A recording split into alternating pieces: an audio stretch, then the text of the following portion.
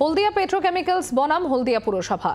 HPL কর্তৃপক্ষকে চিঠি হলদিয়া পুরসভার। নতুন ফেনেল ইউনিটের অনুমতি নেওয়া হয়নি, নোটিশে উল্লেখ করে নথিসহ দেখা করার নির্দেশ।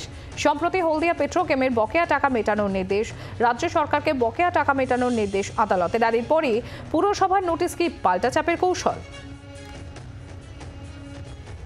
কোন কোম্পানির মধ্যে কি প্রজেক্ট হচ্ছে না হচ্ছে সেটা তো পৌরসভা দেখার কথা নয়, কারণ এখানে দেখছে কারণ যেহেতু হলদিয়া পেট্রোকেমিক্যালস রাজ্য সরকারের কাছে বিরাট অঙ্কের একটা টাকা পায়, সেই টাকা না দেওয়ার জন্য রাজ্য সরকার বহু চেষ্টা করেছে, বিভিন্ন কোর্টে টার্মিনালে ছুটাছুটি করার পরেও সেইটা রুখতে পারেনি।